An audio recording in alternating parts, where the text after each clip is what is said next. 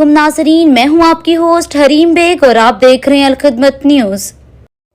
देखें, जामिया मेरे लिए एक तकद्दस का दर्जा रखता है। ना मैंने जामिया को टारगेट किया है और ना उसमें किसी किस्म का कोई पर्टिकुलर अफराद मेरे टारगेट में है। मेरा टारगेट मनशियात का इस्तेमाल, खरीदो फरोख्त और वो पार्टी हैं जिन्होंने माहौल ख़राब किया हुआ है। हम सिर्फ उसको टारगेट कर रहे हैं। अगर जामिया का स्टांस है कि हमने किसी के ख़िलाफ़ को टारगेट करके काम किया है, तो मैं इस फोरम पे ये चैलेंज करता हूँ कि चाहे जुडिशल सतह पर, चाहे रीजनल सतह पर, चाहे प्रोविंशियल सतह पर कोई टीम इसको टेक आउट कर ले कि हमारा किसी किस्म के साथ, इदारे के साथ ना कोई तअस्सुब है, बल्कि वहाँ हम तो उस एज ग्रुप में हैं जहाँ हमारे खुद बच्चे और बच्चियाँ वहाँ पर पढ़ रही हैं। तो एक जिसकी अपनी बच्चियाँ हो, वो कैसे किसी जहाँ बच्चियाँ पढ़ती हैं उस इदारे को बदनाम करने की कोशिश करेगा। हम तो ये चाहते हैं कि ऐसी चीज़ों को एक्सपोज किया जाए ताकि उसके तदारक के लिए गवर्नमेंट की सतह पर इक़दामात हो जाएं और ताकि कोई ऐसी पॉलिसी वजूद में आ जाए जिस पे वहाँ पढ़ने वालों की भी स्क्रीनिंग हो जाए। हमारे पास अब आपको हम लिस्ट प्रोवाइड कर सकते हैं कि इस वक्त जामिया में 100 से ज़्यादा ऐसे लोग हैं जो मंशियात के रिकॉर्ड याफ्ता स्टूडेंट्स हैं, जिन पे खुद पहले साहब का पर्चे हो। 113 को हमने आइडेंटिफाई किया है जिन पे पहले खुद 9C के पर्चे हैं। तो इसमें कोई जामिया का कसूर नहीं है, ये सिर्फ स्क्रीनिंग का मसला है और हमारी ख्वाहिश है कि हर सतह पर स्क्रीनिंग हो ताकि जब मेरी बच्ची जाए तो मैं इस कॉन्फिडेंस में हूँ कि जिस इदारे में जा रहे हैं वो घर से ज़्यादा उसकी टेक केयर करेगा। इसमें सर एक अबू बकर पकड़ा गया, वो आज तक ये दावा नहीं कर सका, एप्लीकेशन नहीं दे सका कि पुलिस ने उस पर कोई चीज़ प्लांट की है।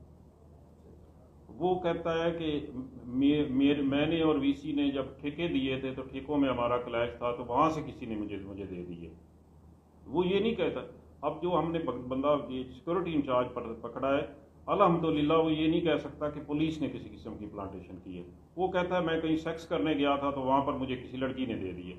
अब देखें, एक प्रोफेसर साहब किसी के पास सेक्स करने जाते हैं और वहाँ उसे कोई लड़की दे देती है, या एक उनका प्रोफेसर जो है वो कहता है जी वहाँ हमारी टेंडरिंग हुई है, वहाँ ठेके के झगड़े थे, वहाँ से किसी ने। तो देखें इसमें पुलिस का क्या कसूर है। पुलिस ने तो किसी के कस्टडी से कोई चीज़ बरामद करके कार्रवाई करनी होती है।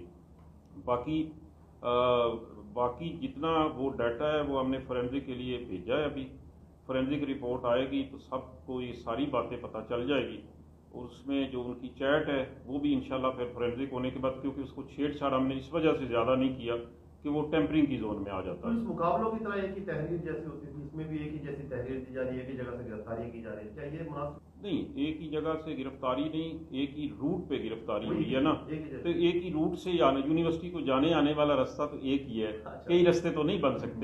तो टीम तो हमने स्पेशल बनाई हुई है।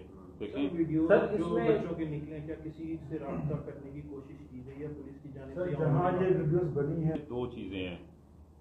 एक चीज़ है नारकोटिक्स, एक है सेक्स इश्यूज जो हैं। अभी तक हम सेक्स इश्यूज को किसी को टच नहीं किया क्योंकि हमारे पास कंप्लेनेंट नहीं है। अगर हम एट इज ओन करते हैं तो हो सकता है किसी बच्ची का फ्यूचर ख़राब हो जाए, किसी बच्चे का फ्यूचर ख़राब हो जाए।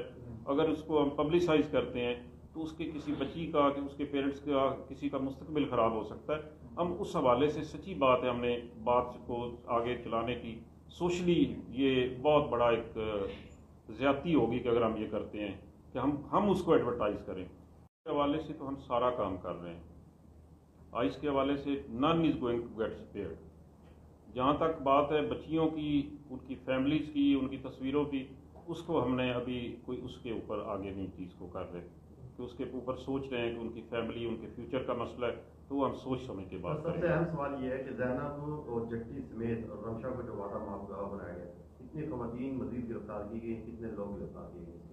देखें, मेरे नोटिस में तो रिक्शा, ज़ैनब, उनकी बात जिनकी आप कर रहे हैं, उनमें से चूँकि हम सेक्स पे प्रोसीड ही नहीं कर रहे तो हमारे पास कोई वादा माफगाह नहीं है कि किसी के खिलाफ हमने बनाया।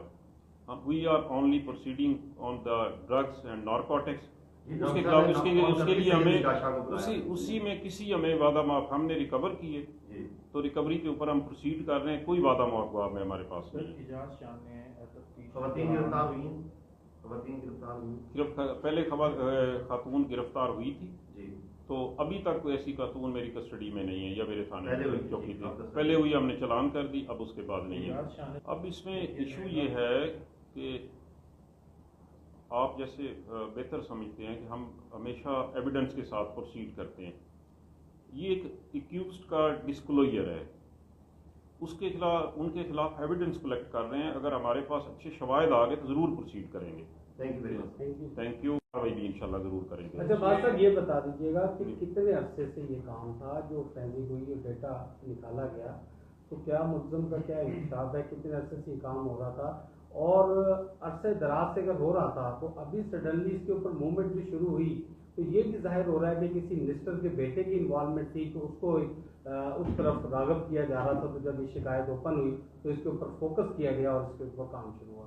اس حوالے سے الحمدللہ آپ سے سچی بات کروں تو میرے ساتھ کسی منسٹر نے، کسی عوامی نمائندے نے کبھی کوئی شکایت نہیں کی۔ اس کا اپنا ایک پولیٹیکل بیک گراؤنڈ ہے، وہ میرے پاس شکایت لے کر کیوں آ کے کارروائی کروائے گا؟ یہ کارروائی ہمارے آئی جی صاحب کے حکم پر اور چیف منسٹر کے حکم پر کہ آپ آپریٹ کریں اور منشیات کو ختم کریں، یہ ہمارا انیشیٹو ہے، یہ چیف منسٹر پنجاب کا انیشیٹو ہے، یہ آئی جی پنجاب کا انیشیٹو ہے۔ اس میں کسی منسٹر، کسی پارلیمنٹیرین کا کوئی دخل نہیں ہے کہ اس نے یہ انیشیٹو کرایا ہے۔ یہ میرا اپنا ذاتی تھا کہ مجھے سچی بات ہے کہ آئس پینے والوں سے جب میری ملاقات ہوئی اور جب میں ان سے انٹریکٹ کیا اور ہم نے پکڑے تو مجھے احساس ہوا کہ آنے والے چند سالوں میں یہ پوری نسل تباہ کر دیں گے۔ سر ایک لاسٹ سر جو کانفرنس کا بھی